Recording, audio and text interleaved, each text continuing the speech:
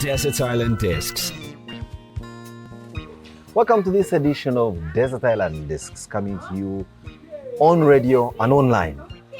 On the program, as always, incredible life stories coming in from ordinary folks, but with extraordinary life stories. Tonight, no exception.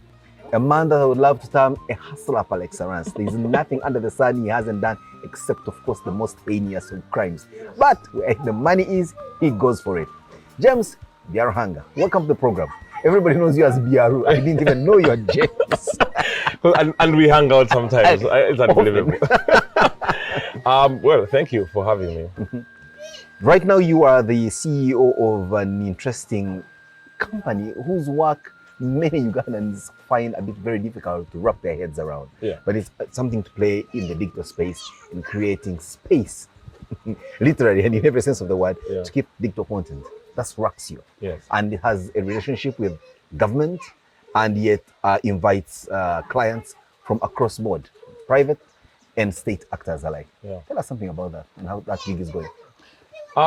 It's amazing. It's been the biggest challenge of my life so far, and that's not easy to come across. I do run into a lot of challenges in how I go about my life. But Raxio basically is a data center first and foremost, and that is not as easy to explain to the layman, but I will try. So a data center is basically what you'd call a glorified warehouse, right? A warehouse where you keep goods. That's kind of what it is. But pick them up whenever you need them, replenish the finished stock. Exactly, that could be some way to look at it. But it focuses on data. And when I say data, I mean like servers, networking equipment, switches, routers, keeping everything in one roof.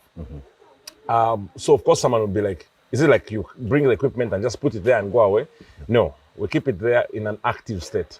Active means powered up, cooled at the right temperature, provided with the right security in the environment, with mitigation risks in if there's like a fire. You must be able to detect it and suppress it without damaging the equipment. Wow. Now, this all sounds very, very simple, but it's really complicated. So the facility itself is a very smart building. So we have about 74 doors that are all fireproof and fire rated. We've got about 84 cameras on site, being monitored 24/7 by our actual team. human eyes? By actual human eyes, not in robots. 2 different rooms, right? But of course, the building being smart, it means that it can actually also give you some kind of notification whenever there's any issue. So different things will notify you and then you react accordingly. It has got, right now we've got 10 fiber service providers, optical fiber service providers. Domiciled in there. Delivering 48 fiber cables in each of their cables times 2. Wow. So we've got about 960 fibers in the building, right? Fiber is the speed of light. So you can imagine how much capacity that is I'm talking about. We have the first deployment of a world-class cooling system in Africa. It's called adiabatic cooling. We have the biggest deployment of a fire suppression system in Uganda. Wow. A lot of the things in our facility are the first of their kind. So this facility, who's your client?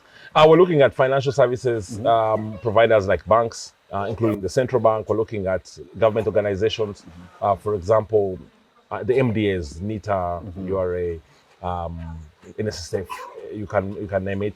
We're looking at telecom providers specifically, internet service providers. The internet exchange point is also going to be in our facility. Wow. Insurance companies, global carriers, submarine cable providers who are currently stopping in Mombasa and Dar es Salaam. Want them to come and terminate. They're coming to land and create a virtual landing spot. And why is all this important is that you bring the internet ecosystem into the country. Currently, we are stopping in Mombasa or Dar es Salaam. As the CEO, that gives you a sleeplessness without a doubt. Yeah, but again, because the building is smart, a lot of the things are kind of automated. But you also find time to do all the other hustles that you are involved in. Yeah. You are into a house of DJs. Now, I just imagine how ballistic that house must be like in terms of With the all the party. DJs. And of course, with the blackest and wines that used to be a signature entertainment hotspot before, of course, the pandemic took a terrible blow on how we're able to socialize and so much more. Yeah. You're into tourism promotion, you're into brand and marketing, all that within the space of 24 hours. A family to run and many other things to do. Yes. How do you manage?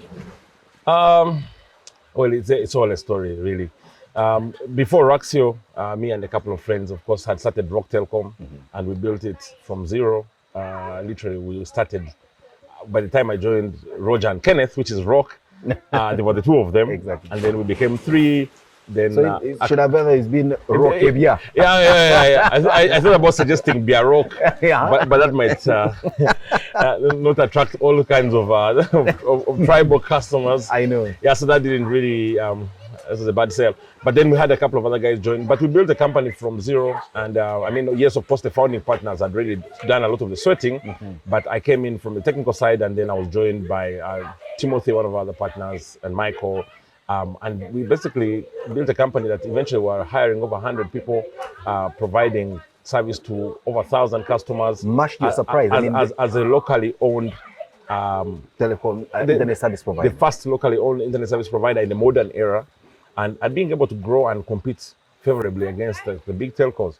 So I'd already gone through a bit of the balancing act, so to speak, right? The hustling, let's call it that. That's what it is. Yeah, because initially, of course, I've been at MTN, Africa Online. Now we started a new entity, Rock, which of course meant that, I mean, I sacrificed a little bit on the growth of like Your the big career salaries that come with it, and trying to learn an entrepreneurial life from some two seasoned entrepreneurs. So to make ends meet, also I had to kind of Create avenues, yes, different avenues that I was heavily supported by my partners. In fact, I remember like the very first piece of equipment for House of DJs, like the DJ decks. Kenneth, who's also probably known as Gumpo, invested into that. Yeah, and I never been paid him back for that. Anyway, so during that process, we were doing a balancing act. So me, Tendo, and my friend Shanice started House of DJs. Shanice, who was the media personality. So the idea there was that, at least for me and Tendo, the idea is that we had been spending so much time throwing parties in Zone 7, in our homes. And other places which you're not at liberty to mention, but let's proceed. But not getting paid for it. So we're like, but why don't we just get paid for these parties we throw? So the idea around then came from the fact that in Nairobi, the DJ industry was beginning to blossom. And together with conversations like DJ BK at the time, we're like, why don't we now? DJs, Yeah.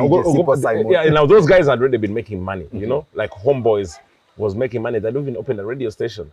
So we're like, why don't we just start a thing and also get paid? And that is how kind of we get into the entertainment side. But I was still balancing the telecom life and the entertainment lifestyle, but trying to get paid from, you know, both directions. Wow. That must have taken quite a bit of toll on you in terms of the sacrifices indeed, as you mentioned. The but long nights as well. When you look back, I know there's nothing in life you can regret. A lot of the foundation in everything I've become involved in has been from those founding areas where you start learning how to balance and start learning the same business principles that you want to apply everywhere else. A balance between entertainment and telecoms, that's not a very easy place to strike. Absolutely. Although, in the recent age, you start to see where the synergies come in. Where the nexus is Where coming where do you archive music? Where is everything happening right now? It's online. If we had thought about it from those ends, and we had been building like online content, online concerts, would have had 9 years ahead of the industry. But thankfully the pandemic has taken you back to basics and you're wading through. Yes. Byaru, of course, you married being on the program because of all that and a lot more that you actually do. But the question is, who are you? That's what we want to know. Where were you born? To whom were you born? And when? Okay. So I was born on 15th November 1978. Oh, that's very recent. Just now. I'm a baby. I was born in Kawale. I personally think that Kawale, and lately I'm beginning to think Isoro and Bwindi, are the most beautiful places in Uganda. Anyone doubt you? Well, I'm sure some people can disagree depending on where you come from. But I was born in a beautiful town with beautiful people. Everyone would stop to greet, you know, and loudly. Yeah. Of course, we have hills. It was so green, very foggy and misty in the mornings. Of course, growing up in Kawale meant that you would have to participate in things like like once in a while go and dig. And I was born from a decent family in terms of like they had some money. My mother was working. My father was a medical superintendent. My mother was a teacher. She even had a shop. In town? In town. So not in the village? No, our home is actually in Kawale town. Yeah. And of course, but growing up in Ghana again, you have access to the village. So Close by. my father's village is very close to the Rwanda border, but our village is interesting. It's called Kahondo. Kahondo. It is renowned for witchcraft, although I've never. Okay. I've Clearly, never seen anyone practice it. the successes you've registered may. No, I think it's an urban legend. But that said, yeah, so it's called Kahondo. It's like in a cup, like it's in the middle of like hills. It's in the borough, so to speak. Literally. It's So the sun can only be seen around midday and up to 3 p.m. It is very After rare. that, it is rare to see it. It's very rare to see it, but it's beautiful. And I would go there, of course, to see my grandparents. We are Bashambo tribe, and Bashambo, who are Bachiga, are very few. We're like 10 families, and we all know each other. So what's so special about that? Because it's a Bachiga tribe are that's known to be many, populous. Yes. So our particular clan is actually, because of the border proximity, The majority are on the other side. well, so when you know Bashambo in general, there's a lot of them on the Rwandan side. We are the Bachiga ones, but mostly they settled in Rukunjiri. So Bashambo are in Rukunjiri, but there are also some who are in this Bahima Ankole area. But we are originally of Mpororo Kingdom. So a very small group of people from a very strange, small All this village. anthropology around your background, Yeah. how do you pick it up? From your grandparents? folks, Yes, so I spent a lot of time going to visit my grandparents on the holidays. My mother's parents were in Kabale town, so that was easier, and they were Siji, it was easier. But I would go and spend holidays there. But my father was also a very educational person. Like, he's the kind of person who would share stories, and was very proud of who he was. When would he share these stories? Fireplace? Combination. So he liked picnicking. So almost every other Saturday he would say, "Let's go to Lake Bunyonyi," and we'd walk. Eh?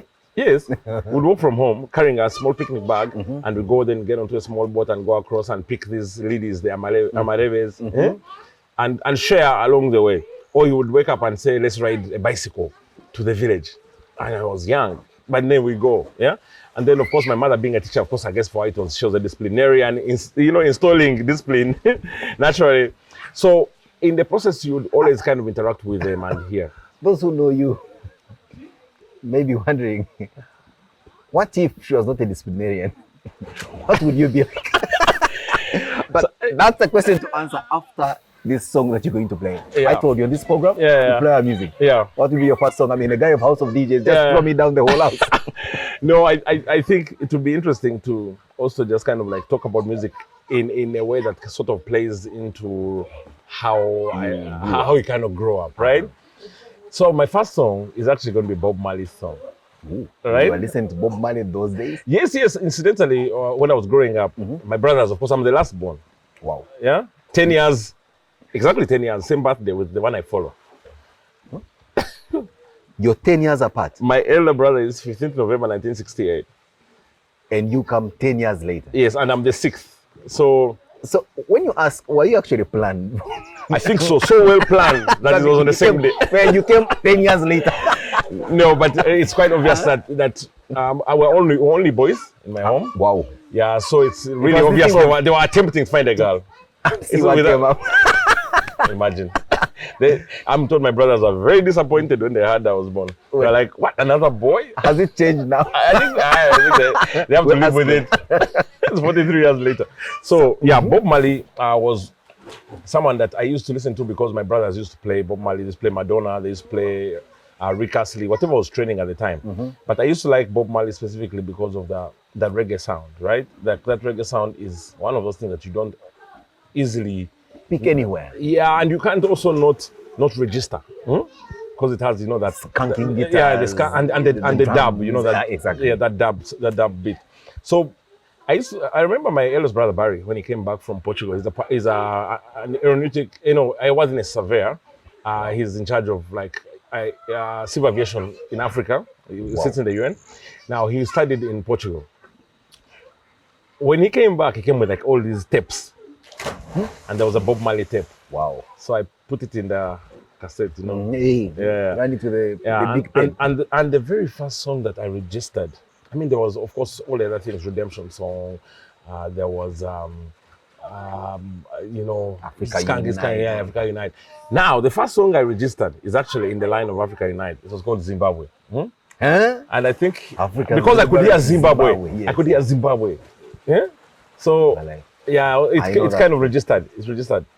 But then as I grew up, I started listening to it, and I started falling in love with what you call struggle music. Oh yeah. Right. And I listened to it, and I kind of now really like Bob Marley. In fact, my eldest son, he's called Zachary, but my initial name that I suggested when the day I was born was Mali. Mali.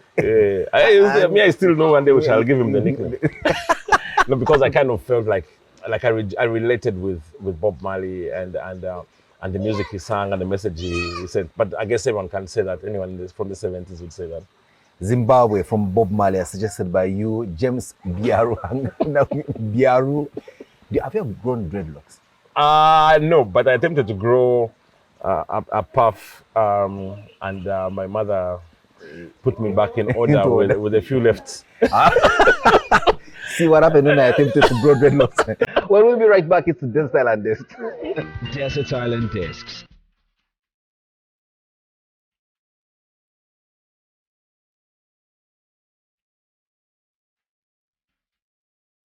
Welcome back to the program. It's Byaru, as we fondly know him, but James Byaruhanga. He's the CEO of Raxio, which is a data center, first of its kind in this part of the world, and proud to do as much as he's doing in there. But more importantly, he runs a couple of gigs in entertainment space, tourism, and others, as you'll be telling us along the way. But he's sharing with us his life story. Born in Kabade, last born to a family of 6 siblings.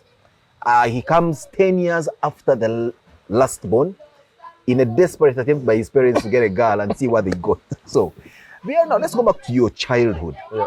You must have been extremely spoiled by your siblings. Never mind that they were disappointed you were not a girl. But coming 10 years younger than the guy you follow, and there's 4 of them before him. 5. 5. Yeah. 4 before the other guy. Yeah. So, actually, not quite. Because Like the remember, firstborn had already left home. not just the firstborn. Hey. Almost all of them. Now, of course, because remember, we grew up in Kawale. If you're going to get decent education, you'd have to come to Kampala, right? True. So by the time I was getting organized, like in terms of understanding, let's say I'm 5, the one I followed was 15. Where would he be? He was in senior 3 somewhere. Yeah, he was already Singapore. long gone. And of course, because that time, let's say in 1984, which was like when I'm like 6 years, almost The 7 war is years. raging in. Yeah, there's war. The roads were messed up. There's no power. There's no stable power in Kampala. There's no TV. Of course, the kids who have left to study this side in Kampala, they can never go back because it's insecure to get there. The journey is also long. So my brothers would shack with my aunties, and we are In Kampala here. Yeah, in Kampala here. So aunties and uncles, and also my mother is from a big family of like 9 girls and 2 boys. Yeah, and my father is also from a big family of similar numbers, right? So they would basically divide them across and say, you go to this auntie, you and go to this auntie, and go to So your siblings, huge cousins, and all that. yeah. So they were always in Kampala in those kind of group settings. So I remember actually one of my memories of like when I remember first meeting my eldest brothers. I was like in P4, like for me to like remember properly. I was already grown. And so was there a bond of brothering?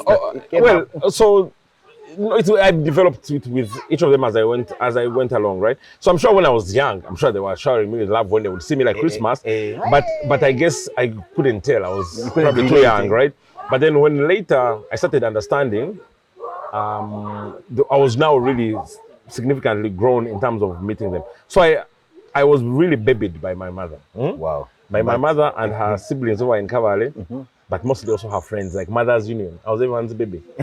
I have one of my friends who usually teases me. She's called Musi. She lives in Canada. She usually teases me about apparently church Sunday school. I was always crying for Fanta and Mandas. And everyone was company to give you. Yeah, I guess so. Because I was like this. My childhood nickname was actually Big.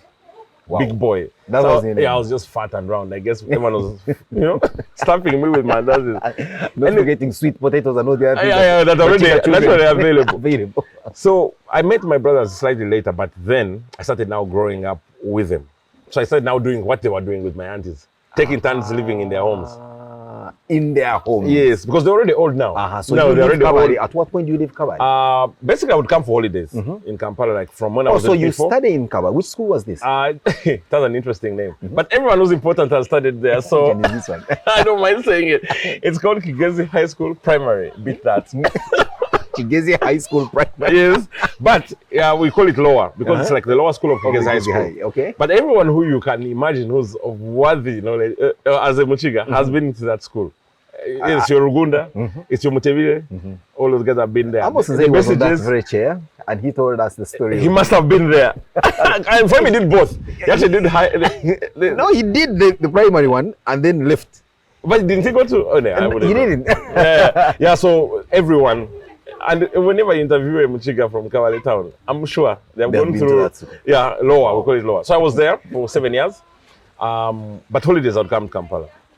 And spend time with my cousins, and then go back. And go back. So when you would go back, of course, you'll have seen a few things in Kampala. You get a bit of exposure. I was explaining to my wife how I first saw sausages when I was like in P6, and they were so strange. She couldn't read it. Cornflakes. I was like, what are these things? You know, those are things that were so alien. In the Kabale, breakfast was dry with the cold sweet potato. You're just in the normal on the ground thing. Bread, maybe. My auntie was making bread and samosas, so we would choose those ones. But it kind of starts to give you some shape around being able to be the one-eyed man that to the blind. Because you come to Kampala, watch some TV. First of all, that was a big thing. Exactly. In fact, I was okay to come to Kampala, just watch TV. To watch programming that had been made 10 years earlier. But when you go back to Kabale, you narrate like it's just... You're the new guy. Then my auntie who I used to stay with a lot was also like in tennis and now she's in golf. But we'll go to like Kampala club, being able to see things like swimming pools. Wow. Also meet age mates, but of course they don't know you. And of course I also know that I can guess my cousin was just irritated with me because you're curious. You're asking questions. You're asking questions and trying to, fit in, but you can imagine. You just think about a cousin from Villa, how irritating they can be. Yeah. And I was that guy. So I would come do my holidays. They loved you so much, they would share with you their clothes. They would, I mean, they had no choice. I guess their aunties would have smacked them, their mothers. But yeah, so I would come, do holidays and go back. But not every holiday. Sometimes I'd go to my other relatives in the other villages also, Masaka, Kunjiri. So I came to Kampala in basically P7 back. That was like the coming of not going back. I've never to go back to Kampala. Literally, my mother told me, you're on this bus. This is the one. No reversing. No. You only come back as a visit. Exactly. So I came straight to Bugolobi Flats. My brothers were staying there. I stayed with them. And I got a place in Smack. St. Mary's College, which you went to. Yeah. So I went to Smack. I was in Mugwanya. Oh, man, I don't think I like you much, but... I was also no Mugwanyans were hard. I mean, better in Lodell, but let's not have that debate now. So I was in Mugwanya house, and I did 4 years in SMAC. Wow. Yeah, and then I did A-level in Makerere College School. Okay, let's go to your SMAC days. Yeah. Were you ever smacked anything in the recent Instantly. The very first people that my mother said they should look after me, apart from one Daniel Kalibu, who was an organized guy and very kind. The rest that she said, this one should look after you, are the ones who are beating me and taking my grab. And of course, because I'd come from Kabale, there were some interesting things like millet flour were abundantly available in Kabale. But when you come with it to SMAC, of course, you were the supply of bush, exactly. as they call it. You had also pillowcases of it. Yes, I used to put pillowcases and also had granates in large quantities. So I had like jerrycans of granates. Wow. Because they're also readily available in Kabale. My mom gave me 4K pocket money, 4,000. That must have been worth like what, 100,000? I had no chance. Because I remember when the first conversation I had, the very first person I met, a son of someone who you've actually hosted on this show, will probably not rat them, had $100.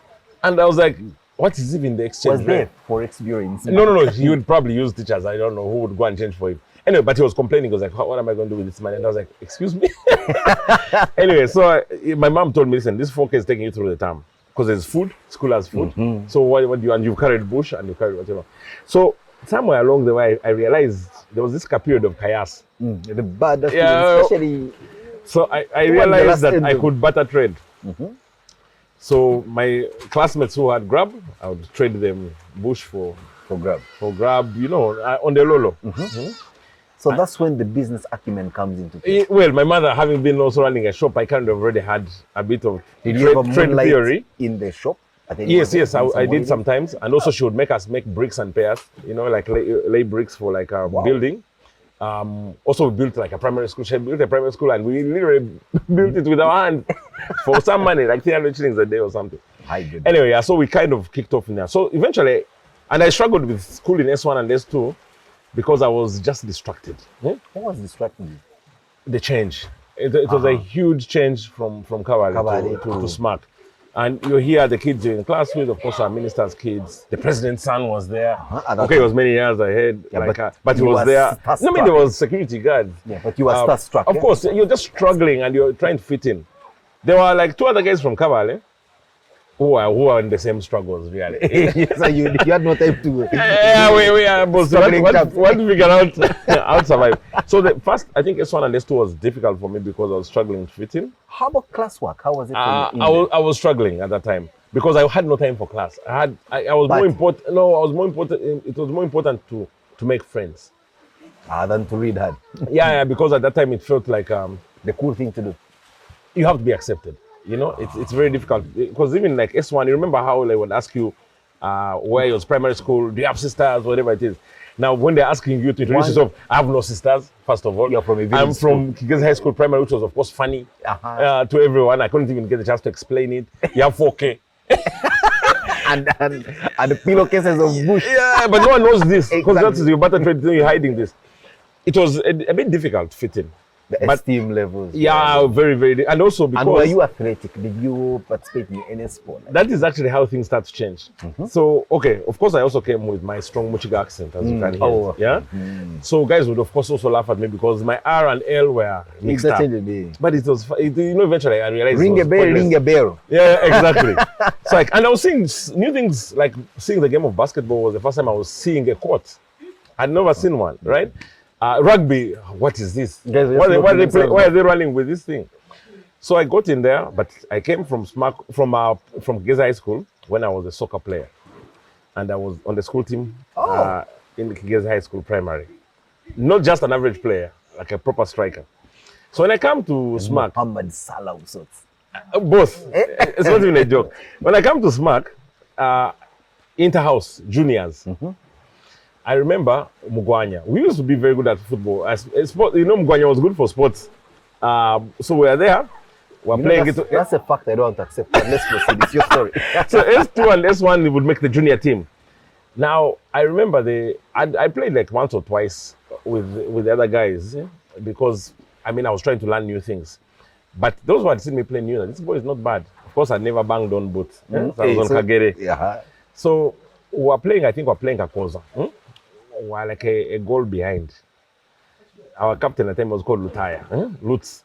I think at halftime he was like, you know what? You come in there a bit. Because guys have said that you're not bad.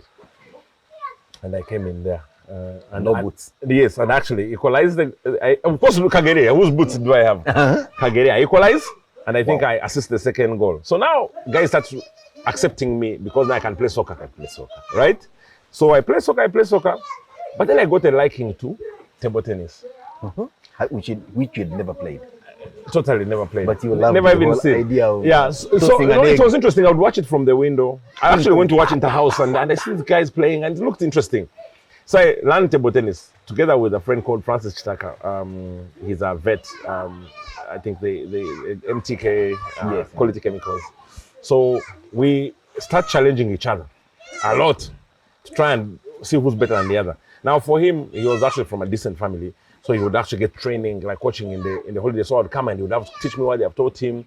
Sometimes he'd help me with his equipment so that I'm able to also, be at par. To blow on that, but I wonder why they always blow on it. Yeah. So during that time, the Uganda Table Tennis Association actually donates some tables to SMAC. Now we kick off. Between us, we start learning, we learn. Now, he actually influences my lifestyle significantly because he starts to tell me the importance of class. Class is class or class? Class as in to study. To study. Like basically, if you're struggling to try and fit in, you chill that stuff. We can play TT, but also we can read. So for us to be able to make time for TT, let's read together this time, and then we'll play TT. Probably I've never actually told him this, that he really made a huge influence on my life, because well, he was obviously many social classes ahead of me, but he didn't treat me like that. So he was my BFF. So like we play TT, we go and band, we try and be cool, that kind of thing. And balancing. Yes, and now of course there were other friends also, like Nobat, who I already knew from like coming into SMARC. He was also very good at TT. Now we start beating the guys in the upper classes. Wow. Meleeing them until we're basically seed 1 and 2. Technically. You and Chitaka. And just like where like the main guys were the school team. This is before S4, you can imagine. Where the school team were the main guys. When we go for tournaments, we are the main guys. We are going for seeding competitions. Wow. So now TT becomes cooler because there are chicks involved also. And football is just the idea of running. Yeah, running around and we used to call footballers serujis. Being a seruji, it just didn't work. So I get into TT big time, and I really get good at it. And now, like I mentioned, we're even going for national trials. Like national seeding competitions. I remember the junior seeding competition. So like Old Kampala, Chitaka came out seed 3, I came out seed 7. It was exciting, And then of course, then I had to leave. After S4, I had to go to college school. Why did you have to leave? Why did you change? So I scored, I think 14 in 6. Yeah? 14 in 6, and I think like 21 in 8. So they offered me Hague. In SMARC. And remember, I was just catching up because I'd been fooling around in 2 years. You spent but like by S3, my boys had kind of like inspired me and wanted me to like also be organized generally. So now I was doing better. So by the time I scored that, that was a huge score. But I wanted PCM or PEM because in my head I wanted to be an architect. Wow. So when they offered me Hague, college school offered me PEM. So I said, let me go to college school. It's even in town. It's a mixed school. Apparently. And many other considerations. So I go to college school. Let's play your next song. Okay, so my next song will also come from the struggle direction. And I wanted to talk about it because of it being one of the things that now brought me into African music, right? And when we talk about entertainment, we talk about, say, Blankets and Wine, we realize that it's an African... It's an African theme. Yes, we've basically always had an African artist. We thought it was because it's more difficult to get out of Africa. No. Even the international artists we brought in, like Jidena, was an African. Okay. You understand, yeah? It was an African theme. We will talk a little bit about it in terms of the things that I believe in terms of trends and creative spaces and stuff. So this is actually from someone who actually came to Blankets and Wine, Oliver Mutukuzi. Wow. I had a chance to interact with him extensively. I did 2 concerts with him. Toddy, it's a very famous song. Yeah, I loved it, and I really liked him as a person because he immediately became your father as soon as you start talking. On arrival, and you start interacting like this, he would immediately take up like some kind of father role. And why I particularly like this song was obviously because of the messaging around it. But also, the very first day I met him, and I was with Tendo and Afsa, who used to work with us. The first, he said it was like midnight at Mosakot. We were just checking him in, and the event was like 2 days later. And we asked him, "Would you like anything? Would you like some dinner?" He said, "You know what I would really like is this big Ugandan tilapia. The only time I've eaten it is when I have been to Uganda." Wow. And I really would like to have it. Do you think you can find it? It's at midnight. Can you imagine how we combed this city? You combed the city until Gaba to get tilapia, because Mosako didn't have tilapia at that moment. Deep fried from Gaba at midnight. When we brought it, he was, happiness that you cannot describe. And because I really loved the song, and then I loved his humility. That's a song I would like to share with many people. Let's get down rolling with Toddy, a nice wet serenade your Sunday evening. And it's a beautiful song that's chosen by Byaruhanga. We'll be right back. It's Desert Island. Desert Island Discs.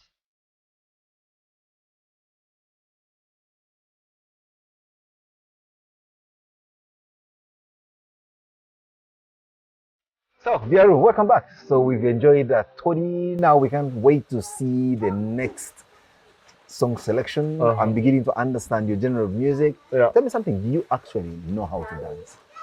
Yes, but a genre With that many people that With the two left feet. no. I actually think I'm a decent dancer, but specifically on South African house music. So, yeah. That's not music you dance to when you're sober, right?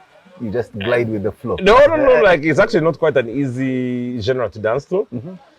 But of course, I've got a strong liking to South African house music. Why? So when I was working at MTN, first of all, Africa Online, I got posted to Ghana. I spent some months in Accra, and I got to start feeling the West African culture, the food, the music, the people. But when I left Africa Online, because I got a new job in MTN, which is a bigger job, I started spending a lot of time in South Africa. Eventually, I actually did some work at MTN Group in South Africa, running into the 2010 World Cup. Wow. Yeah, I was working in South Africa, and I was actually working on that project, but more from the technical side to make the content work. Seamless. Yes, seamlessly. So I spent 9 months basically in Joburg, and I was sitting in, I was living in a hotel even for all that time. Westcliff? No. Oh, somewhere in Santon. Yeah, it was in Santon. Yeah, it was right next to Santon. It was a little hotel next to Santon Mall. Now it's been broken down. Anyway, so then I made friends. But I'd been coming anyway, in and out. So when I made friends, then I started basically going to parties. Yeah, but in the townships mostly, right? They'll take me to Soweto, they'll take me to like Mamelodi in Pretoria, they'll take me to Tembisa. When I've been Cape Town. So your thing was a shibin. Yeah, I was going to shibins. I was going to Chisanyamas. Wow. Which also will play into how this Chisanyama business happens and the concept. Yeah. Wow. So I'd go and spend the time there and basically learn the way of life. Wow. You started eating sheep head. No. Just normal standard braai, like easy, like chops and boerewors and learning a different culture. So eventually I actually fall in love with house music. Now, just before that, another friend of mine called Mark Tinker, who lives in South Africa, is actually an IT guy, like the biggest IT guy we've got from Uganda. Wow. But he works in a submarine cable company called Seacom. He's also a DJ, right? Wow. Yeah, it's called DJ MT. So he had tried to interest me in house music. No, house music just, we had a long drive together from Maputo to Swaziland. And he was playing all this house music and I was loving it. I was loving the vibe, but I didn't know where to access this kind of music. So we kick off together. We talk. He introduces me to a Malaika, a group called Malaika, Mafiki Zolo, who also plays into my life story somehow. Yeah. So he introduces me to this music, and I like the foreign vibe about it, but it was not something I was seeing regularly until I started coming to South Africa a lot and going to Swaziland a lot. So that time I would go work with my MTN guys, who are also like playing a different mentorship role in the IT dive. Career path of growth and development. That's actually how I started seeing data centers also. Before this Raxio thing, my interest in data centers starts there because my friends are taking me there. The guy called Stanley, Rudy, they're taking me there. And now, with my Ugandan guys would be around, like when we go for training, would go for this other lifestyle. When I was now working on this consultancy gig, I would now party like in the real, yeah. And then my former boss at MTN called Donald, who I later do another business with also, which I'm still doing with him, also would come for holidays and would also get into like getting immersed in this. So I started learning how to dance like the South Africans. Yeah, so I would get like the whole, the whole SA vibe. These shuffles were just coming to you naturally. Yeah, but when I was a child, apparently I could break dance, but I guess everyone could. Oh, and everyone had a decent ready in their home. Yeah, but because my brother I follow was a break dancer, so I could, I guess, learn some stuff from him. Shabadu. Exactly, the Shabadu era, that one. But then later, I remember I was even in like a dancing competition once, and they gave me some money. In Kabai? Yes, and then my brother pocketed it. But it's a different conversation. So then, of course, club dancing was there. But of course, there were guys who really could dance. I wouldn't count myself as one of those guys. But when it comes to house music, I think we can move. Apart from Gaetano, other than that, him will roll because he grew up in Lesotho. So he's original. But my copy is okay. It's very okay. Let's go back to Makerere College. Yeah. You show up there. Different culture. Yeah. Babes in class. Yeah. Close to town. Yeah. It's at the university. And there's more freedom than you had in SMAC. How do you kick it off? And yes, good thing is you have the combination that you have yearned for. Yeah. Economics, mathematics. So when I got to college school, Yes, it was a different environment. There were girls now study, and we would study and sit with them in even, preps. There was sports. Now when I get to college school, No table tennis? there was table tennis, but they had one table that was kind of behind the, behind the dining somewhere. Like it was really It not. was abandoned. Eh? And anyway, people it turned ate out on that it. table tennis wasn't that cool at that time. We got there was like real cooler stuff. People who played basketball were cooler. So I actually ran for prefect, sports prefect, because of soccer, right? I get it, but then me and my friends introduced the rugby. Oh, rugby. From where? You pick it up from Smack and say, okay. Yeah, I would play a bit of like struggle rugby in Smack. But the guys have come from like Smack, from Namiyango, from Budo. What like a real passive. So we start rugby in college school, right? Now we'll talk about the rugby later. Anyway, so we get into class, like studying.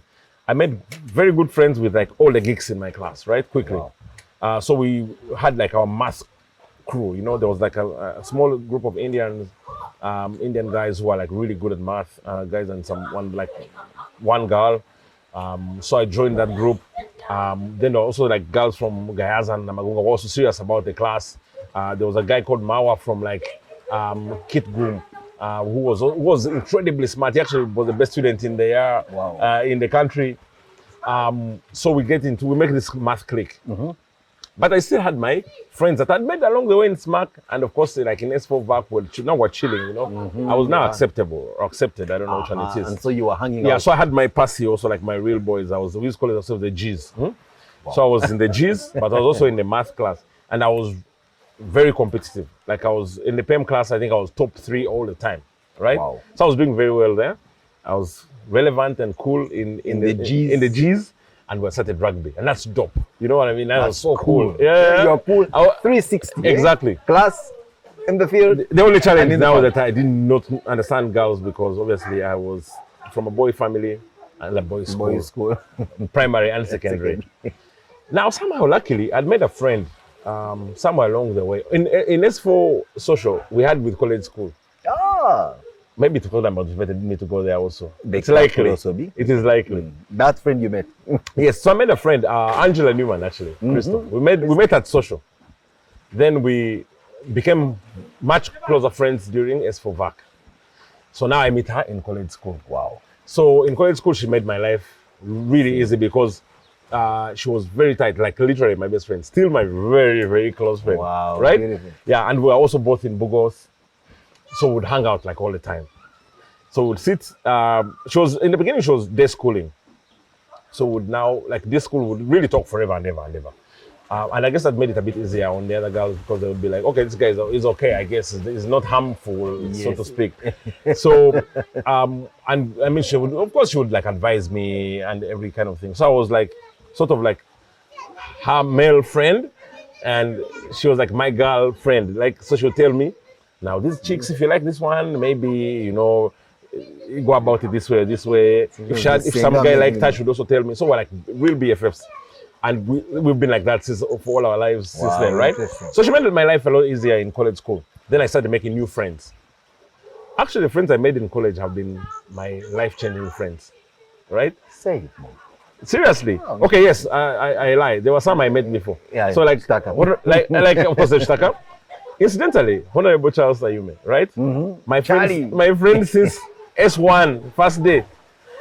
He's a godfather of my children, one of my best men. Like in terms of marriage, he's been Kavali. He was even given a name by my, my grandparents. So, and I was with him. We went to college school together. So like, but somehow college school is where the relationship got really tightened. Because now you are the options of life. You're also a bit more mature, exactly. Right? I met lots of cool people. Elijah Shtaka. We met in college school. Like I've mentioned, also the ladies. A lot of the influential ladies that I've met in my life, who have also been influential in my journey, I met them in college school, and they've all somehow done well. So college was like a good education platform, all round, so to speak. But then so we got into rugby. Of course, college just had drama, MAPA. That's where the first seeds of entertainment come into my head. Listening to the sound of music. College school. Now, interesting story. In S5, we organized what we call the S5 production with a couple of friends. There was one called Agatha, You are in as there. a class. As a class, or We you organize don't- a production, and the school pays to watch. watch. The main organizer was Baby Yeah. Cool. He was my classmate. Oh, really? Yes, he was in physics, chemistry, and math. Serious. Physics, chemistry, and Yes. mathematics. So Moses Sally and myself and a couple of friends, like I mentioned, there's Agatha and a couple of other friends, we organize the S5 production. Everyone participates. Modeling, miming, dancing, all that stuff. We even collect money. Some other very important people in this government, by the way, were in charge of the gate. Who's that? I cannot say those names. They disappeared with the collection. I went and chewed the money. Of course, the school expected accountability. Yes. Didn't we chew the money? But no, was in charge of the sound and music, the production. A one Tendo Kagwa, who eventually becomes my partner in House of House DJs. of DJs. Wow. This is how we start. Things start piecing up. So I saw, well, by the way, you can make money from entertainment. This is when Baby Cool does his very first performance. Even Ever. his name that day, we knew him as Moses Ali in school. This is the first day he says Baby Cool. And gets on stage and does a ragga performance. Wow. Original raga, or he mimed some? No, he did proper like Buju Banton style. But he had his own, his own turned out lyrics. he already had his own original music. But many people didn't even know this. But then he left school like a term later and went to, I think, Tante, Okoro High, one of those. He was struggling with time for college and college drama. So he goes on to finish his A-levels from another school. But we were homies from like that time. But So he comes on stage and said, "My name is Bebe Cool." You're like, okay, fine.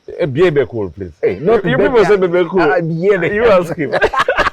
He even had like his name on like a hat. On a bandana. Yeah. So we did that, and so now I was basically trying to figure out what I really wanted to be this math guru, and I was really good at math.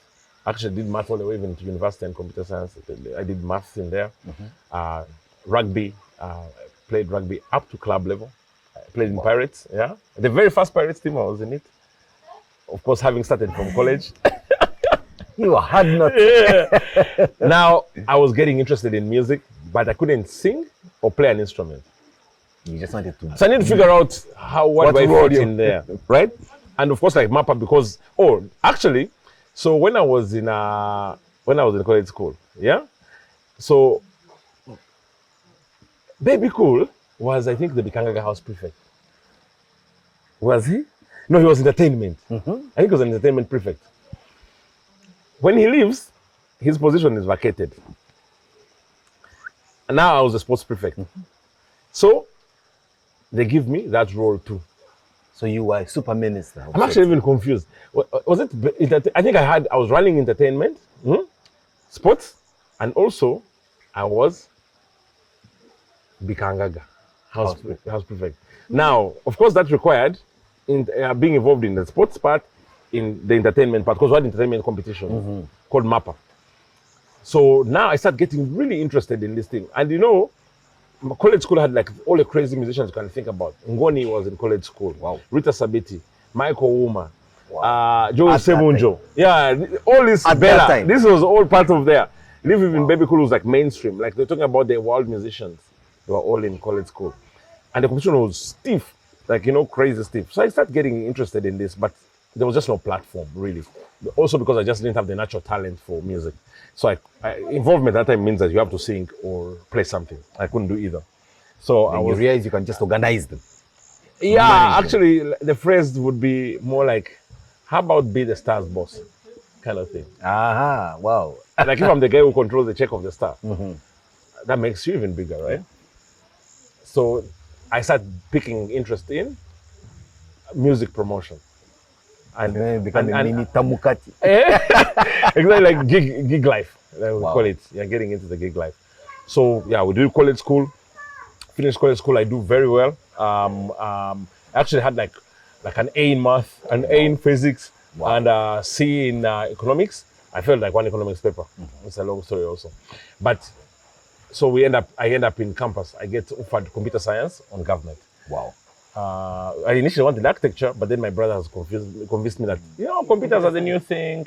Maybe you try it. And you're like, okay, So I fall in campo. let's play your next song. Now, my next song here will now come from slightly lower, further down the journey.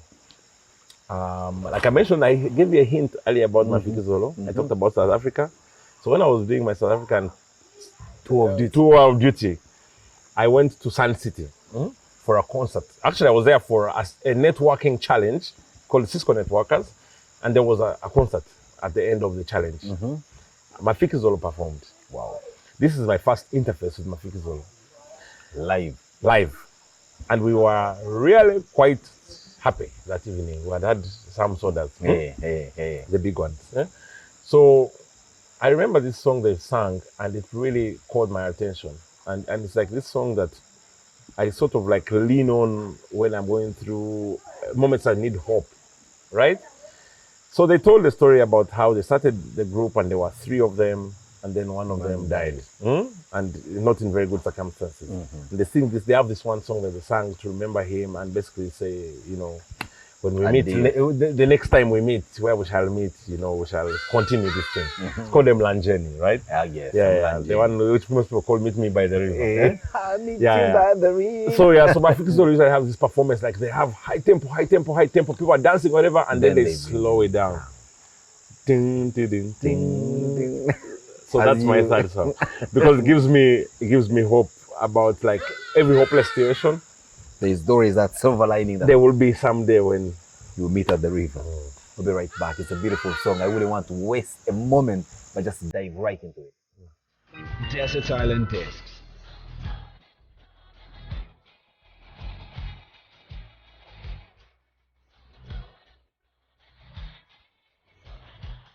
Welcome back. It's Byaru sharing with us his life story. So you enter campus. I mean, this was not a strange area for you. No. You were. I was already in Marcos. By that time, I'm sure you had even been to Guild Canteen and partied from there. Yeah, we visited a few times. And obviously, also we had friends, like guys who would finish ahead of us, would be in the halls. So you'd go and. So which hall did they give you? I went to Lumumba. Now, first you kept at Marcos. You didn't leave. Yeah, but I didn't go right away. I first did non-residence. There was an allowance, like a 400k. So I first, and I was working. I was working at Shell petrol station in Mulago. I'd worked at S4VAC, then S6 VAC. So you had quite some money on you. I was okay. The guys that say hanging out, gabs where. No, I was quite okay in terms of small cash, because I had a salary. Mr. Eli Korova, who was my boss at the time, had really taken a liking to me, and he really wanted me to just make it. You know, wow. Like he actually got me like a seasoned accountant, teach me like VAT returns, to do like basic accounting for the supermarket. Oh, you were not at the pump? I did the whole journey. I did the pump. I did the washing of the windscreen. One of my cousins had hooked me up with a job. It's called Grace. So I went there. I met a lot of people there. Some who I'm still in touch with. I have like a friend called Naomi, who's like still my tight, who worked together in that struggle. Then now I kept going through ahead because of now education, and also the owner really. He was a family friend, but he really, I think, saw the potential. But you also proved yourself. You didn't nip. I would like to think that I proved myself, but I think he just genuinely also cared and wanted me to, to progress. So I already had a job. I could work on the weekends and go to study. Wow. And unfortunately, around that time, the station changes ownership. So now the new owners, of course, don't know you and everything. So I was advised by my brother to just focus on school and first chill that. That is how I live now, staying out of campus, because there I was now a boss. But now I go back. So I go to Lumumba and I enter the real struggle. The real struggle. But it was quite a fun experience. Like I don't know why I even attempted to stay outside. Wow. Yeah, what took you so long? It was so crazy. Lumumba was crazy. It has to be the craziest thing that I remember. I had all sorts of characters in my time. Odonga Oto. We're together there in Lumumba in our struggle. Man. Yeah. I've seen them all. Mbide was my guild president. Although I was in Mitchell. It was a crazy experience. But we met also, and we made really lifelong friends also in Lumumba. Actually, now after college, the ones who made it to campus with us, we became even tighter. Charlie and all. Yeah, Charlie now him was in Bara. But I will still go there to Mbara also to blast with him. out. Yeah, but then I at least like Angel Newman was still together in campus. She was in Africa, but would compare notes, and then I made new friends there also from different schools. But yeah, it was campus in Uganda. It's something I would never replace. Wow, the experience is indelible. It was a blast. Of course, we hit Silo. Yeah? Please don't translate that so my mother can't know what you're talking about. We hit Angers. Yeah? Campus night was always on Tuesdays. Yeah. In fact, along the way there is when the Silk Street Jam starts. And don't tell me you are part of the organization. No. Now, me and a friend had actually pitched the pool tournament to self-researchers. He gave us some work to run it because he was hosting it, the Silk Pool tournament. I remember it. Yeah, so we were didn't even play each boy. It's your life story. Anyway, so we wearing a red pilsner t-shirt. So we do the tournament. Now he becomes. I remember the words he told me that was so interesting. We were negotiating for how much he was going to pay us, and he said, I had my tight friend now of campus called Brian Musoke, who also he was also in SMARC, and then now campus was as tight as thieves. So he told us, like, you swallow this K50, we'll become friends. So he gave us life membership for Silk, and anytime he had a gig, he would call us. The Silk Jam would be the guys there collecting the money and taking it. The back office. So even to work with Elvis in Blankets and Wine as my service provider was based on the relationship that I built with him in Club Silk, right? So campus was amazing. My career was amazing. Doing a daunting course. Yeah. It's computer science. Yes, and but the party lifestyle and the classes on Saturdays, it was a nightmare. But I had amazing teachers then, right? There was like Paul Bajenda, who had just come from Princeton. Wow. And having, like, he was like legendary, he was there. Then there was like Dr. Katunguka was there. Dr. Katiti was there. These guys were all teaching us. Of course, I missed a bunch of classes because of some struggles, small hangover here and there. Sometimes small hassles because we do chairs here and there. Yeah, there's a Silk Street Jam on Friday. It's going to struggle on Saturday. But we managed to kind of like find a way of, balancing it and making it through. But at that time, I was really not thinking about IT as a career. I was thinking about it as, let's just get this course out of the way. You have a degree. The whole faculty, we had like 5 computers. So where am I going to work? If the faculty that's teaching us has 5 computers. And how many were you anyway in class? We were like 15 in our year. But there were 3 years. So like 45 guys in the whole Institute of Computer Science. 5 computers. In fact, they even stole them. Those Pentium 2s, some thief came and cut and took them. 5 of them? All of them. They left on us with the monitors, but the PCs were taken. The CPUs were taken. So we had like one computer that was like a Linux system that was basically for like email, and the whole of campus was coming for email either to the library or there on this black screen. And you have to pay some money to even have an email account, like what, 3K? Yeah, it was some nonsense. Sips his drink. So I was there, and somehow we went through it. But again, because it was such a small class, we got a lot of attention from the lecturers. They helped us pull up our socks. Literally. And we made it out of there. But of course, what I didn't realize is that when you finish computer science, you really could not fail to get a job because you're only 15. You understand? In the whole country. So we come out of there and get jobs. Where did you go first? I first worked in the FCU. Wow. As a systems administrator. Boy, oh boy. It went south. What happened? You transferred some money? Well, almost. No, I had small issues in the bank, ethical issues, but there wasn't money, so that's good. But behavioral issues, because I guess it was also too close to campus, and I was just adjusting. So I left the FCU via a detour. It didn't end. It wasn't a great experience at the end of the career in the FCU. But I'd done about a year there. Some premium tiers here. Yeah, there was some premium tiers. Very premium. Again, I was with my friends, Gaetano, Angela. They at least came to my rescue, to console me and tell me, there's life after this kind of backfiring. But yeah, it wasn't a great end to my time in the FCU. But at least I managed to resign with, with some dignity, a little bit. You could have ended up in a jail. Properly. Or maybe you did. The tour. You passed there. Passed through there. No, I did a couple of nights in there until, of course, they had the case and not hearing like officially, but like police came and, after statements, they said, okay, this boy doesn't deserve to be here. And just let him go. Yeah, let him go. But so you hit the streets. I hit the streets.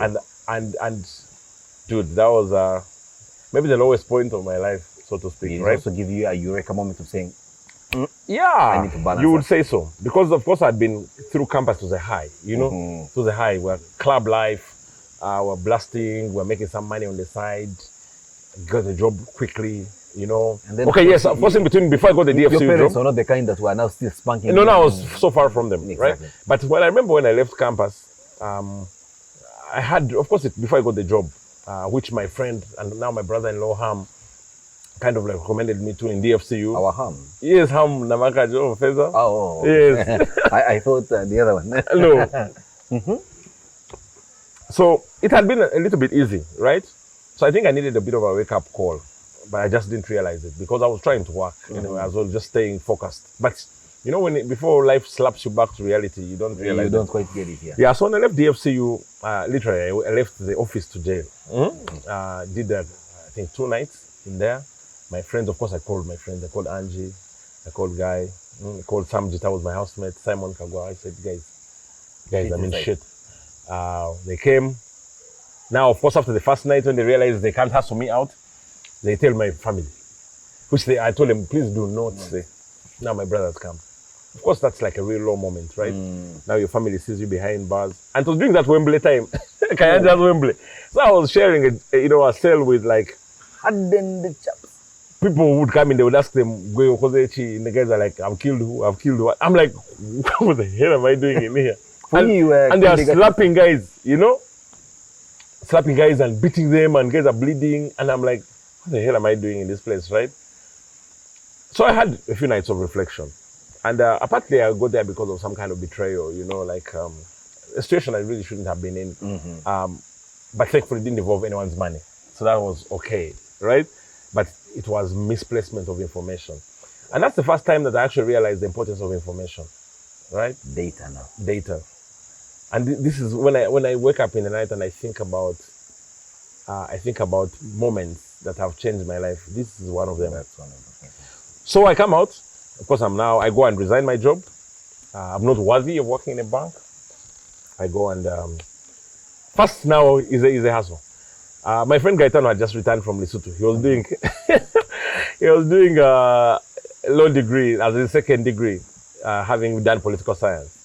So he comes. Now he really doesn't seem to be interested in this law degree, but I think he just has to do it. He's at Makerere. Yeah, he's at Makerere. So we basically hang out. Like when he finishes class, he comes, we play PlayStation. I was staying in Tinder at the time.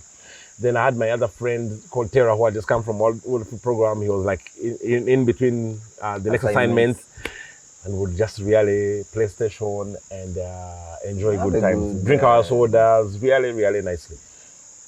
So I remember along there, I think my brother told my mom that I'd really lost the plot. So she came to take me to Kabale, basically. To go and be a teacher. To go and be a teacher and just be, Easy. So she came in the morning on a Saturday with my brother. They had come to fetch me. They came and we had been on a bend the night before. Oh. With my boy Guy.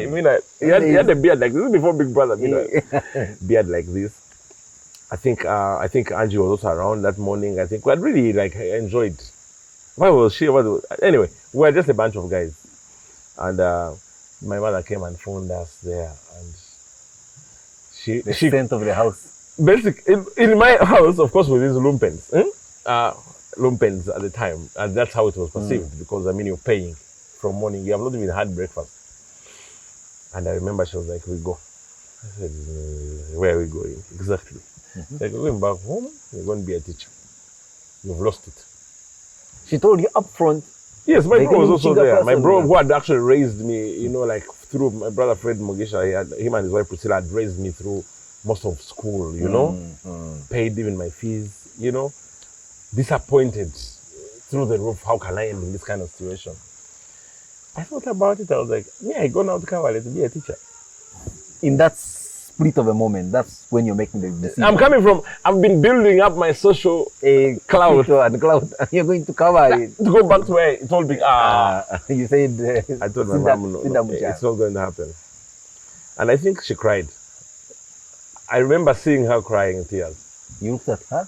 Tears were your dropping. red eyes? She entered the car with my bro, and they went. They left me there with my boy guy. Beard like, You popped another drink. No, now I was like, man, my mom, can you imagine she's saying, look, what is she talking about? Life moved on. So we continued. I started looking for a job. My housemate, Jita, Sam, he's at MTN. Now starts, of course, I guess he's buckling under the strain of bills, right? So he starts trying to advise me, because he's now handling. He's paying rent, he's paying food. So he's like blowing. I'm there the whole day, dishing, enjoying good times. So he tells me, boss, you need a job.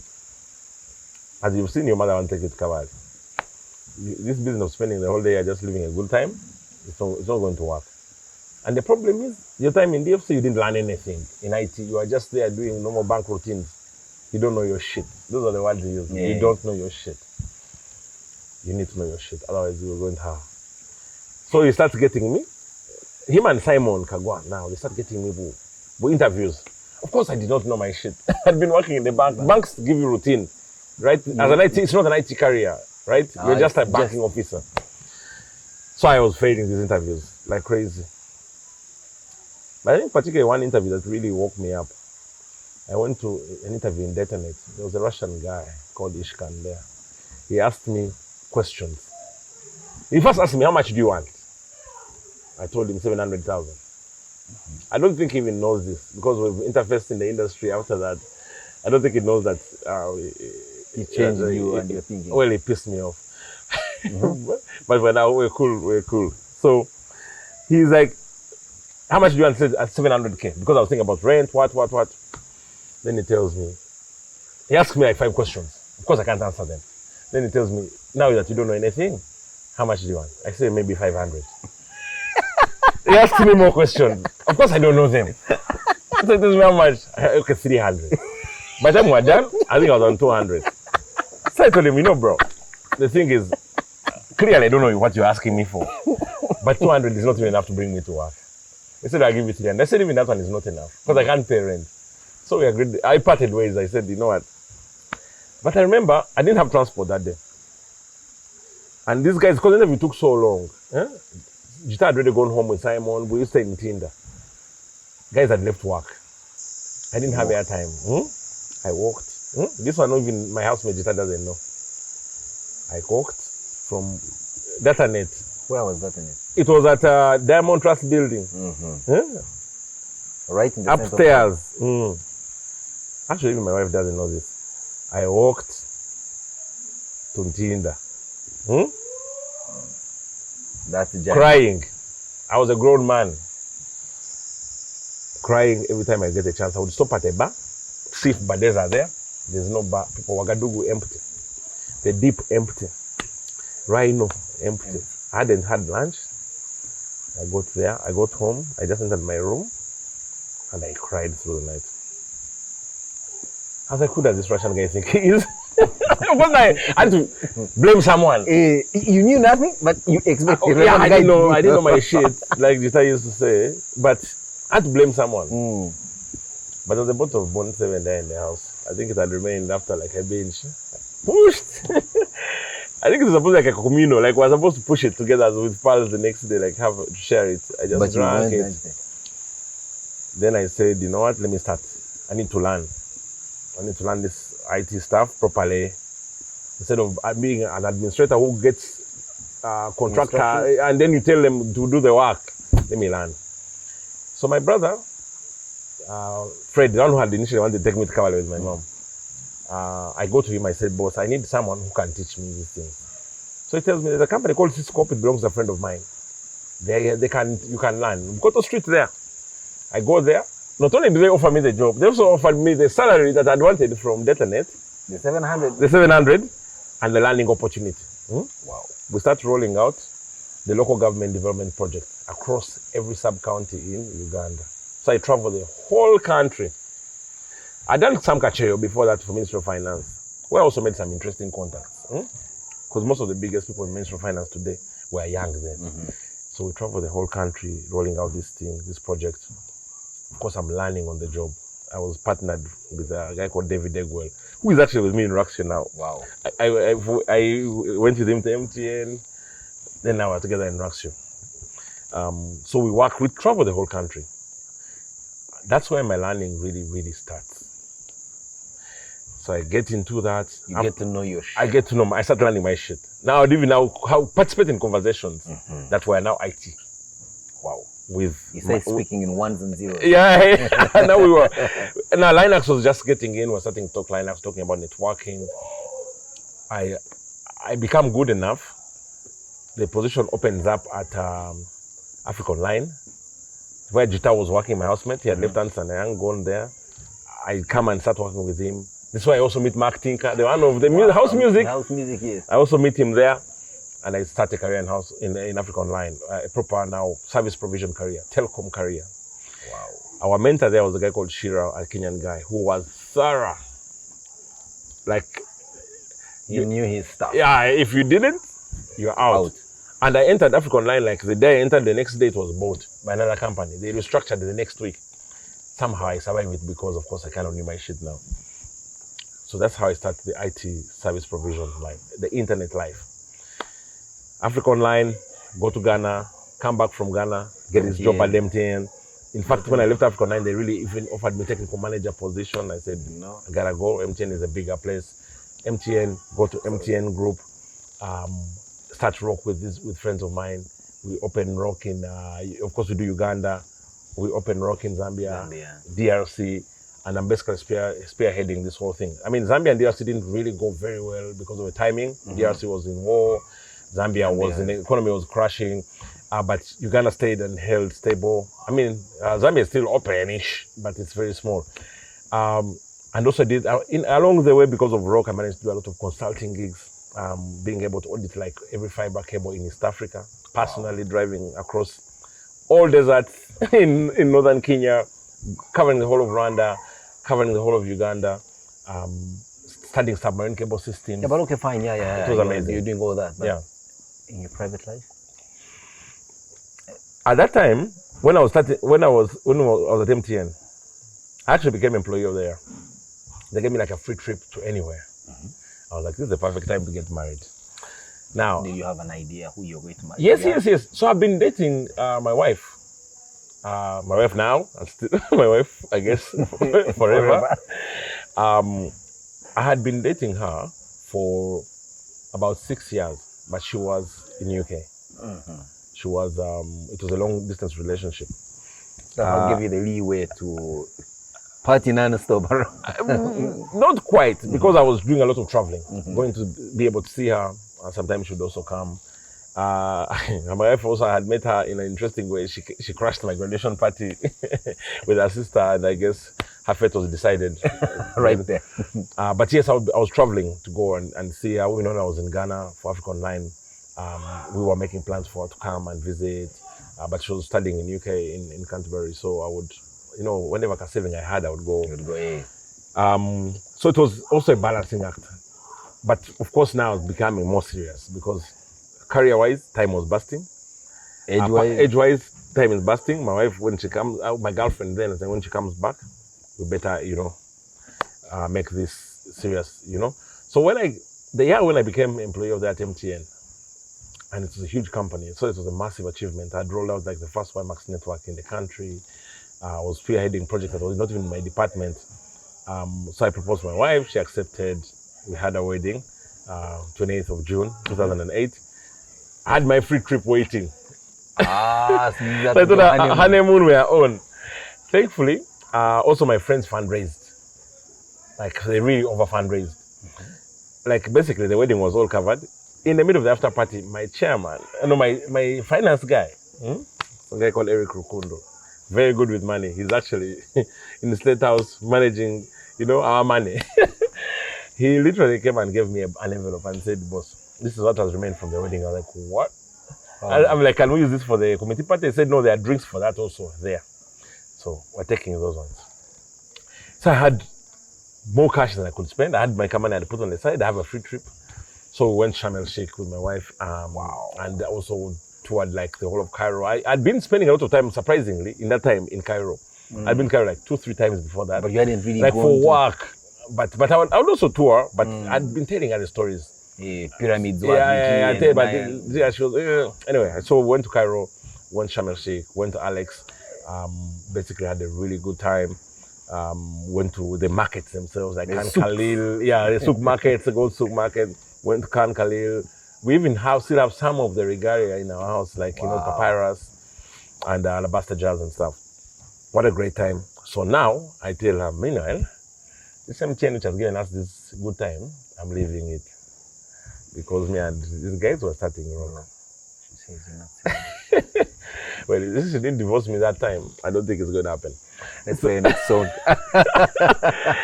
So I guess in the interest of love, we might as well play my next song, which will be a song which was our wedding song, so to speak. James Ingram, always, it was like, it was our first dance.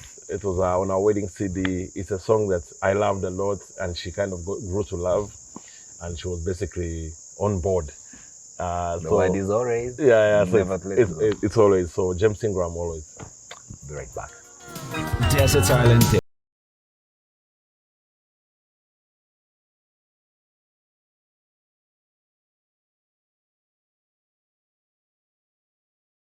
Yeah, welcome back, and we are enjoying every bit of your conversation. You have gone through school, you have messed yourself up, you've cleaned yourself around, you've gotten married, you're now on a roll. Yeah. How many children do you have at the moment? I've got 4 kids. Wow. My eldest is 12, turning 13 this year. It's called Zachary, and then Lexi Grace, who is 9, and then James Jr., James Gordon, who is 4, and then Matayo, who's 1. So, we've been married for 13 years. It's been awesome. My wife is, she's a team player. She's someone who's backed me, like I mentioned, from the beginning. From the first mistakes I was making of, we're starting this new business right after marriage. She was like, you know what, if you want to do it, it's our, she took sacrifices, like she left she's a lawyer from UK. She sacrificed her career to make sure the kids could be raised. Only came back now to start for this business. We started together the farming and value-added processing much later. I would say we've had it easy with the kids. They've been really cooperative. And also, not like that much choice. I mean, you are there to keep them in line. So from a family perspective, my wife's family they kind of just took to me like a fish to water. And especially, it's not easy. My wife is a Mhima, I'm Mchiga. It's not easy for that kind of union to be... To go without much undercurrents. Yeah, but they were very welcoming. Their friends and their family were very welcoming. It's been a huge blessing. My wife has also accepted my family very easily, and we've kind of like just been, like a nice gel. Yeah. So when I got married, our in-laws gave us cows because of their culture. Yeah, they told me, you bring some cows, bride price, but then they gave back like 24. 24 years. Of course, I wasn't that interested in the beginning. It wasn't really, much as Bashambo are actually, cattle keepers, but we didn't have land in Kawa. So it was communal. Every household has like 1-2 cows. So we would basically, gather the cows and then go and graze them and whatever. So now they gave us cows. When we started that, we realized that maybe we also need land. We need land, but at that moment, my father-in-law said, "Why do you need land? The land I have here. But these cows are going to keep multiplying. Also, you need to be involved and interested." So we started, trying to be interested. Then along the way, he showed me interest in goat keeping. So I bought goats. Started now growing goats, goat herds. My wife somehow seemed to be at peace with this farming thing. And then along the way, lately we decided to get into pig farming. But the picture wasn't completed as we were making these plans, and we also continue to do this. Now, this is where my exposure starts to come into play, which was the Chisanyamas that I used to go in South Africa. So I thought about, how do I bring this lifestyle into Uganda? House music, braai culture, and basically create a whole new entertainment vibe. And the demand for your product, meat. Eventually, but this is not the play we're going to show people from the beginning. The play now was building the culture, build the culture, talk to people from where they are interested. Blankets and wine was the same thing. Build a new lifestyle that no one can really replicate, which is basically picnic while you have a good time. We'll give you some good music. All the time in Blankets and wine, we played house music. We brought a lot of South African artists to kind of start planting the seed and building the culture. Chisanyama came about and started building spin-offs from just entertainment. We attempted the restaurant. It actually worked very well for some time. Then we had some issues. Then it came back. So we started, I've been thinking about, how do I complete the loop, right? But my wife kind of knows the vision. My brother-in-law also is kind of involved, knows the vision. So basically we thought about it and said, the way to complete this loop is farm to plate. Raise the animals, do value addition, Put it on the plate. put it on the plate. Whether it is the final consumer or the person who buys to go and make or go and sell. And right? that's what you're doing at the moment. So at the moment, our current full play is basically what you'd call agriculture, right? Wow. So we are into the cows, we are into the goats. We've got pigs, the president's favorite friends. We've got the butcher shop. We've started value addition. We have our new sausage line out. We have our bacon line out. Wow. And most of this have been amazing. We're doing quality cuts, basically that we're sending out. The restaurant business is also still on pause because of the lockdown. But before that, we were doing it. My wife also came up with an amazing concept, which is called the market. And basically, we're bringing all these cottage industries together, to basically complete the loop. And this now feels like the real deal. So we're currently in early stages of building a cold chain storage and cold chain transportation to basically be able to actually sustain the quality of the meat from the moment we leave the farm to when it gets to the plate. And also give you some traceability on what you're eating. Exactly. What's the story of this cow? What's your favorite dish now that we're talking about meat and the gourmet? Well, actually what I really like to eat is local chicken.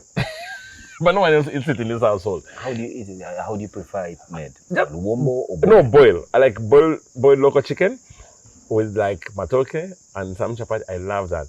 But because I am the only person who eats this stuff, but I'm also huge into cooking. So lockdown also gave us a lot of favors. So like, I can cook all this Asian stuff, like Chinese. I can cook full Chinese meals, Indian meals, Thai meals. So for us to find the middle balance in this house, basically, I actually cook almost every Sunday. And I cook Asian meals, I cook local meals, I cook different gourmets depending on what they like. Wow. So it's interesting, yeah. How do you love to wash down your favorite dish?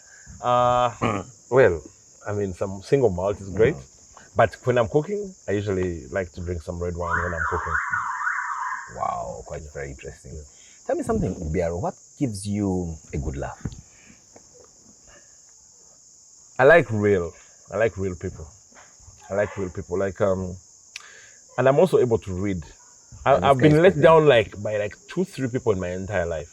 But in general, I make friends and I keep my friends. Wow. So I like real people. Now, also the thing about real people is that you bounce off each other very easily, right? So somehow you find you have friends who are your happy place. You have friends who are your sentimental place. You have friends who trust you. You have friends you trust, and you know what to trust with them as well. Exactly. But I'm very crazy and very adventurous in terms of like I mentioned, we talked about tourism. I mean, we haven't even had time to go into like these tourism projects that we're going into with my wife right now. We're trying to basically build this whole, what you'd call vacation homes across the country. We're in the process of trying to build our first one. But I am very adventurous. And usually when I find adventurous people, we kind of click and we go places. These are stories for the next time you ever host me. But generally, what really gives me a good laugh is, let's say I like banter. Kabozi. Yeah, just KB. Just banging KB and laugh and be useless. living for a good time, not a long time, like my other friend says. And the flip side of it? Like when I gets you angry. I don't like dishonest people, right? I feel like you can do anything, but Never lie to you. But just don't lie to me. Don't lie to anyone. Don't cheat them, right? I don't like people who cheat and go on. I like people of their word, right? And I try to be a man of my word. Wow. So that lets me down. I also don't like lazy people. Sometimes you're in a situation where you can't confront it because of maybe the bigger picture and what's at stake. But in general, it just really bores me. Because my mother is hardworking, my brother is hardworking, my friends are hardworking. You are hardworking in your way. I really try to do my best to work as hard as possible. But I just generally don't like. I don't like lazy people. I don't like lazy actions, and I also don't like it when they pretend not to be lazy. You know what I mean? Eh? So it's something that I struggle to because cope that's with. where they are being dishonest. So you have a combination of both. Absolutely. You're a guy that is into tourism, big time this time around. Yes. So this must not be this is a no-brainer to me, but we'll ask nonetheless because it's the final question on the program. Yeah. Where, if you're to be given a chance to just let your hair down and get marooned in Uganda, where would that be and why? That's a very easy question, but I don't know if I should give an easy answer because I'll be doing the country a proper, injustice. And I'll tell you why before I answer the question. So if you travel this country, there are things that you will see that you'll never see anywhere else, right? My latest, what you'd say, craze in terms of wanting to go there and take friends there, Pianupe, Matheniko, right? Wow. This is Uganda's best kept secret. There's foxen there. There is giraffes. Yeah? There's cheetahs in these little game reserves in Pianupe and Matheniko. Wow. Right? I just saw pictures of Abim recently, and I'm like, how the hell have I been there? But for those who like mainstream, Kidepo obviously is great, right? And it's great for the same reasons because Pianupe and Kidepo have the same thing, right? Semliki. Wow. The hot springs. In Semliki. We agreed one place. No, these are not where I'm going. I haven't gone to my answer. I'm giving hints to the people who have not. Yeah. You're marketing the country. I'm marketing the country because, again, that's been my work. I've been working with UTB a lot with household DJs to market the country. Think about places like Koboko that no one goes to. They have these lovely, beautiful small mountains that you can actually climb, right? I already mentioned how Kawale is the most beautiful place, but if I'm to go, I can go on and on and on because, of course, I'm in Choga area. Whoever goes to Choga. But it's one huge swamp. Beautiful place. Yeah, but you just think about what makes places like Bali exciting. Those rice fields is huge swamps. Exactly. What can you do with it, right? Think about the mountain climbing. You know what? The options are endless here in Uganda. But I've recently really kind of found my place to start, right? My happy place. Mm-hmm. So I have Bunyonyi, which is really in my backyard, and it's beautiful and it's predictable for me because I understand it. Now I recently discovered Kisoro. Wow.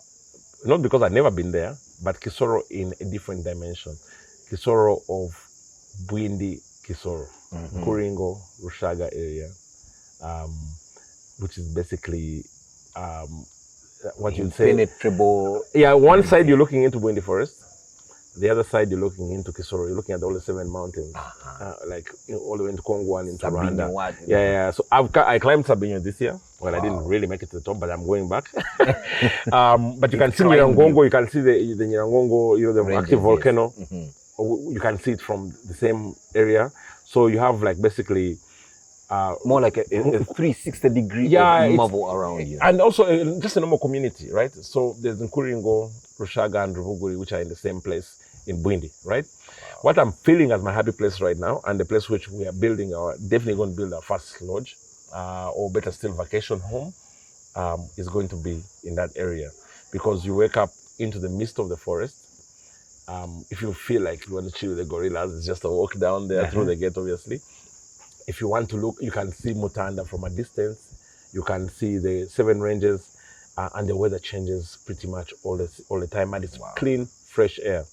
I feel like that's a place where I can go anytime, and I've really gone like 10 times in the last in the last couple of months because we're kind of trying to get involved in the project, a family project. Wow. There that hopefully you'll all visit one time. Certainly. Yeah, so that is basically what I would say is this spot. James Byaruhanga, it's been a pleasure having you on the program. The conversations, ecstatic, electric, and everything in between. But of course, what goes down without a good drink on your side? One left. Now let's play our last song as we say kwaheri to our listeners and viewers. Yeah, so my last song is actually a song that I was hoping would be relevant in the relevant times, the current times. So obviously, the last 1 year has been a roller coaster. Lockdown. It's been a roller coaster, not just for Uganda, but for everyone, for the whole world. And if you've not had trying times in this last 1 year, you will never.